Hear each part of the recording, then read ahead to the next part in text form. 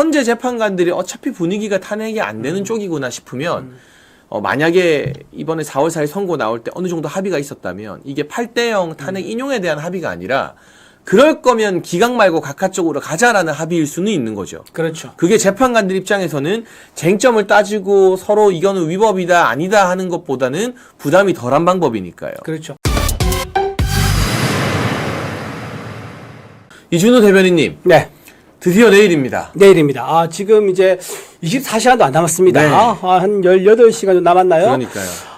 좀 약간 떨립니다. 떨리고 네. 긴장도 되는데요. 아마 지금 많은 분들이 여기저기서 많은 말을 들을 겁니다. 네. 여러분 흔들리실 필요 없습니다. 지금 나오고 있는 여러 가지 정보 중에서 제가 신호가 무엇인지, 노이즈가 무엇인지 설명을 드릴게요. 4대4가 신호고요. 8대0은 노이즈입니다. 거기 넘어가면 안 되고요. 일부 좌파 유튜브에서 8대0 인용설 얘기하고 있거든요. 그 전부 다 어그로입니다. 어그로고요. 방송 수익용을 위한 어그로 끄는 거니까 거기에 관심 가지시면서 불안할 필요 없습니다. 4대4 기각으로 지금 굉장히 굳어져 있는 것이 여기저기서 감지가 되고 있으니까요. 좀 차분하게 기다려 주시면 좋을 것 같습니다. 뭐 저희가 오늘 탄핵이 기각될 수밖에 없는 5가지 중대 이유에 대해서 말씀을 한번 나눠보겠지만 최근에는 이런 소식도 들려요. 네. 그러니까 우리가 5대3 구도에서 네. 김영두 재판관이 다시 굳건히 소신을 지켜야 4대4가 되는 거라고 분석들을 많이 했잖아요. 네네. 아무래도 정영식, 조한창, 김복형 세 분은 좀 확고할 것이다라는 믿음 네네. 아래에서. 근데 여기에서 이제 김영두뿐만이 아니라 저 좌파 재판관 4명 중에서 정정미 재판관도 오히려 조금 이쪽으로 넘어오는 거 아니냐. 그러니까 각하 판결을 내릴 수도 있다. 뭐 이런 이야기까지도 막 돌고 있는데 어쨌거나 마지막 날까지 보수 진보 우파 좌파에서 탄핵 기각이냐 인용이냐를 놓고 방심하지 않고 여론전을 펼치고 있는 것만은 좀 분명해 보입니다. 맞습니다. 지금 민주당에서 보는 거 보면 우리가 대충 추측할 수 있는데요. 지난번 이재명 대표가 무죄 선고 항소심 받았지 않습니까? 네. 그때 민주당과 지금 민주당 비교하면 지금 현재 분위기가 어떤지 좀 추측 가능합니다. 왜냐면요. 지난번에 민주당에서 이재명 대표 무죄 나오기 직전에 어떻게 했습니까? 조용했습니다. 마치 결과를 미리 알고 있다는 듯 조용했습니다. 하지만 지금은 어떻죠? 지금은 불안합니다. 소리를 지르고요. 다리를 덜덜 떨고 있습니다. 불안감이 민주당에 의해서 오히려 확인되고 있다. 더군다나 박찬대 원내대표가요. 3명의 이름을 불렀습니다. 3명의 이름 부른 거는 확실하다는 거죠. 그 3명은 탄핵 기각시킨다는 게 확실하다. 그렇죠. 네. 확실하다는 거죠. 그래서 일단은 확실한 거 셋, 그리고 플러스 알파 한 명, 김영두 재판관으로 지금 우리가 추정되죠. 그리고 방금 말씀한 정정민 재판까지 넘어오면 이게 3대5가 됩니다. 3대5로 기각될 수도 있다. 그런 가능성까지 지금 열어두고 우리가 봐야 된다라고 말씀드립니다. 네, 그래서 오늘 5가지 중대 이유를 하나씩 짚어보면서 이 탄핵이 기각 또는 각하되어야만 하는 이유에 대해 살펴보겠습니다. 네. 첫 번째가 저는 민주주의 사회에서는요. 처음도 절차, 두 번째도 절차, 세 번째도 절차인 것 같아요. 그렇죠. 내가 옳다고 해서 절차를 어기는 걸 봐주기 시작하면 그때부터는 무법천지가 되는 거잖아요. 네.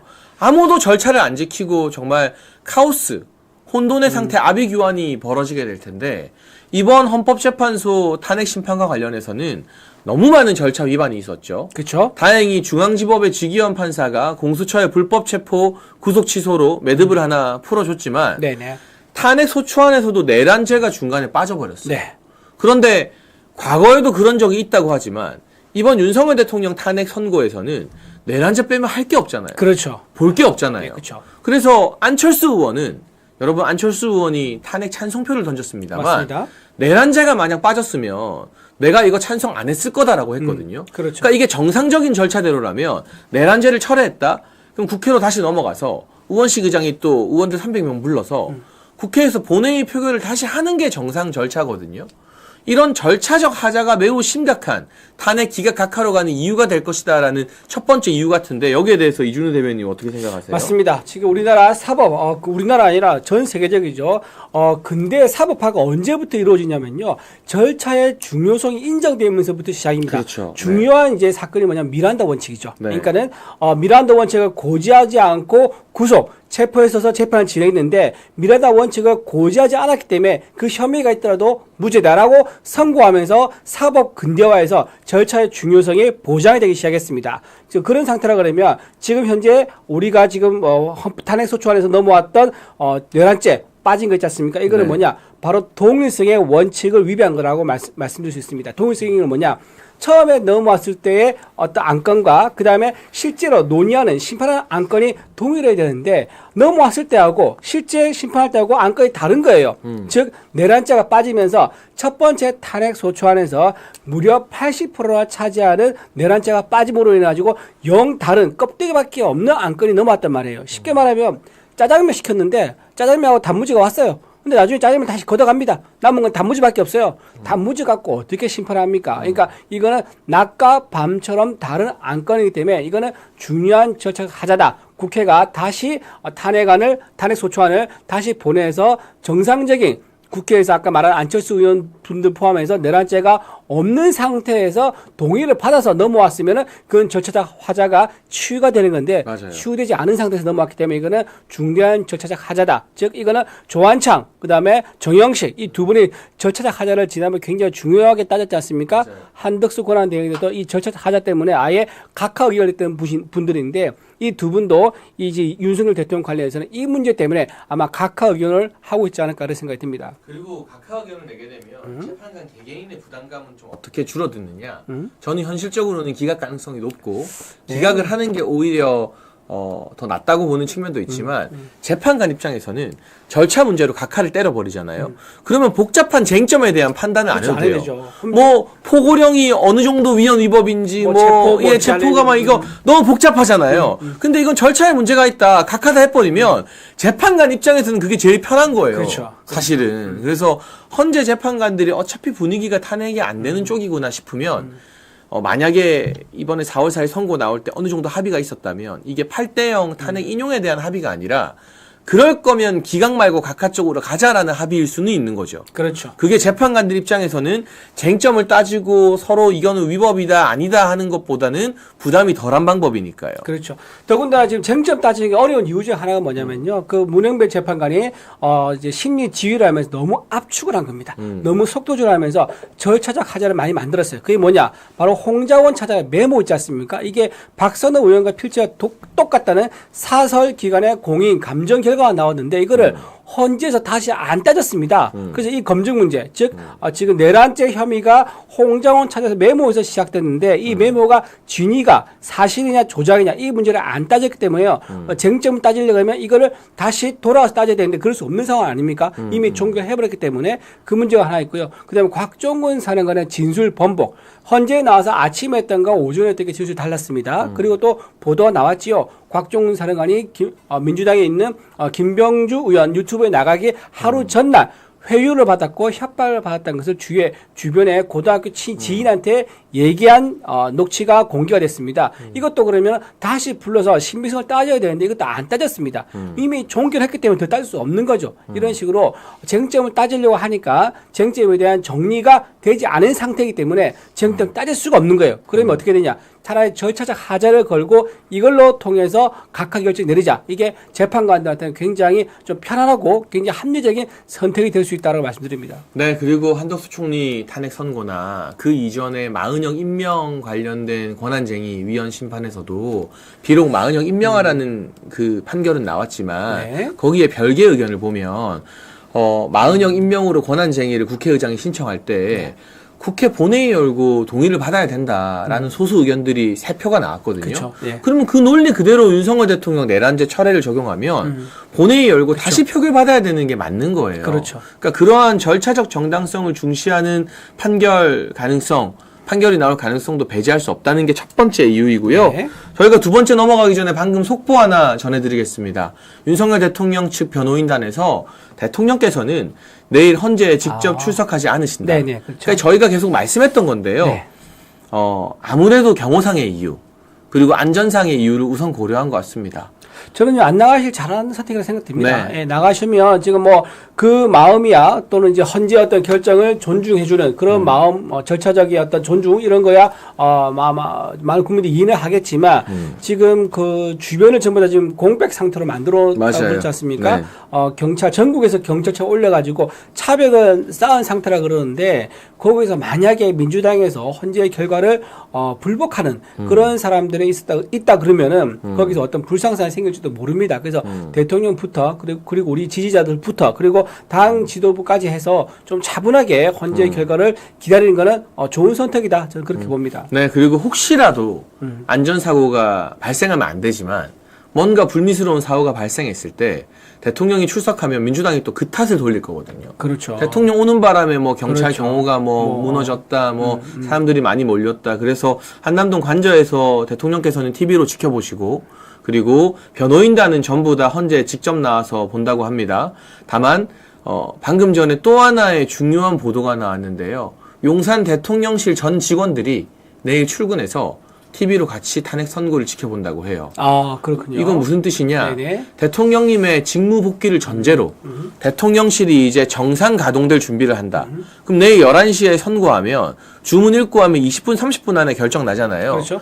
넉넉 잡아 11시 반이면 결정 나요. 네. 뭐 길어야 12시. 그러면 그 순간부터 용산 대통령실이 다시 지금도 뭐 출퇴근을 하고 있지만 네. 정상 모드로 전 직원들이 동시에 풀 출근하는 모드를 준비하겠다라는 게 정진석 비서실장이 지휘한 내용이라고 합니다.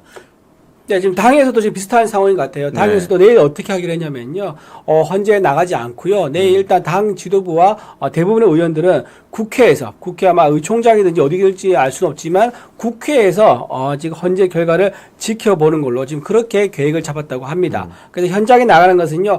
지지자 여러분들께서는 마음은 이해는 하지만 현장에 나가면 굉장히 교통 통제가 심할 것 같거든요. 좀 어려울 수가 있습니다. 상황이. 그래서 현장 나가는 것보다는 좀 주변에서 또는 가까운 곳에서 좀 이렇게 방송 같은 걸 통해서 유튜브를 통해서 좀 지켜보는 것도 나쁘지 않겠다라고 말씀드립니다. 네, 그래서 이런저런 준비들, 윤석열 대통령님의 복귀를 바라는 준비들이 물밑에서 이루어지고 있다라는 말씀을 드리고요. 대통령 탄핵이 기각될 수밖에 없는 두 번째 이유를 한번 짚어보겠습니다. 저희가 네. 첫 번째에서도 언급을 했지만 구속 취소를 빼놓을 수가 없습니다. 네.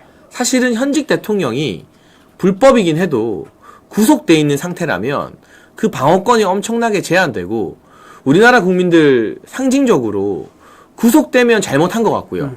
구속 안 되면 잘못 안 한 것 같고 이렇게 보는 또 정치 저관여층이나 국민들이 상당히 많아요. 그렇죠. 네네. 그리고 구속이 유지가 된다는 건 형사재판에서 유죄가 나올 가능성이 그만큼 높다는 뜻이거든요. 그렇죠. 그게 네. 꼭 직결되는 건 아니지만 네네. 그런데 한 번 통과됐던 구속영장이 취소되어서 이건 불법 구속이다. 그러면 아예 공소기각, 그러니까 무죄보다 더 심한 거죠. 이거는 재판에 올릴 자격도 없다라는 판단을 중앙지법에서 내릴 가능성이 커졌다는 게 법조계의 중론이잖아요. 그렇습니다. 네네. 만에 하나 탄핵을 해서 대통령을 파면시켰는데 대통령이 형사재판에서 무죄가 나온다. 내란죄 아니다. 그러면 그 뒷감당을 헌재가 어떻게 하겠느냐. 결국 이 지기현 판사로부터 나온 구속 취소 결정이 도저히 윤석열 대통령을 탄핵시킬 수 없는 두 번째 중대한 이유라는 분석들이 나오더라고요, 대변인님. 맞습니다. 그래서 동의합니다. 중앙지법에서요, 윤석열 대통령 구속 취소를 하면서 사유를 3가지 됐는데, 그 중에 핵심 사유는 바로 공수처의 수사권입니다. 첫 번째 이제 사유로 든 거는 뭐냐면은, 구속 기간을 날짜가 아닌 시간으로 정하는 게 맞다라고 했는데요. 그거는 사실 아주 그 사이드한 그 이유고요. 진짜 핵심 이유는 두 번째 순서로 언급한 바로 공수처의 수사권이 있느냐 없느냐입니다. 공수처가 수사권은 지금 여러분 아시겠죠? 여러분 다 아실 겁니다. 없는 걸로 알고 있죠. 그러니까 직권 남용에 대해서는 공수처가 수사를 할 수 있지만 직권 남용이라는 작은 고리를 저 끝에 걸어가지고 그 끝에 걸려있는 소 한 마리, 그러니까 내란이나 소 한 마리 끌고 오는 방식의 수사하는 방식, 이런 방식을 만약에 허용한다 그러면요. 사실 공수처는 검찰에 가진 수사권과 다를 게 하나도 없습니다. 그 수사 못할 게 없어요. 그렇죠. 못할 게 없는 거죠. 모든 거에 대해서 이건 직권 남용과 연결했다 해가지고 다 고리를 저 멀리 던져가지고 딱 걸었다? 그러면 다 끌고 올 수 있는 거예요. 자, 이런 식으로 되면 공수처의 수사권이 남용될 수 있다라고 얘기를 했고요. 그래서 지금 현재 윤석열 대통령에 대한 내란 혐의에 대해서는 공수처 수사한 게 아니다. 처음부터 경찰에 했으면 아마 이런 판단을 못했을 건데 공수처에서 맡기고 우리 법 연구에 아마 오동은 공수처장이기 때문에 공수처에 수사를 맡겼겠지요. 민주당에서. 그렇게 해서 지금 진행되는 거는 무슨 말이냐. 만약에 형사재판 가지 않습니까? 그러면은 이게 아예 기각이 될 가능성이 대단히 높아졌다. 그런 겁니다. 아까 장혜찬 전 최고 잠깐 말씀했지만 이게 형사에 가서 무죄가 될 가능성이 더 높은 상황인데 사실은 무죄보다 더 가능성이 높은 게 뭐냐면 기각될 가능성입니다. 수사권이 없는 아까 우리가 말씀드렸다시피 우리나라 근대 사법체계에서 가장 중요한 게 뭡니까? 절차적 정당성이거든요. 수사권이 없는 공수처가 수사한 거에 대해서 아마 서부지법이든 중앙지법이든 이거를 기각을 할 가능성이 대단히 높은 상황이다. 그것 때문에 아마도 헌재에서 이런 걸 감안을 해가지고 판단하지 않을까 그렇게 생각합니다. 네, 그래서 이 형사재판에서 무죄가 나올 확률이 커지고 구속 취소가 되면서 우리 국민들 곁으로 윤석열 대통령께서 돌아오신 게 도저히 탄핵을 시킬래야 이 헌재 입장에서는 뒷감당이 안 되니까 그렇죠? 탄핵을 시킬 수 없는 그러한 두 번째 중대 이유가 아닌가 하는 분석까지 여러분과 나눠봤고요.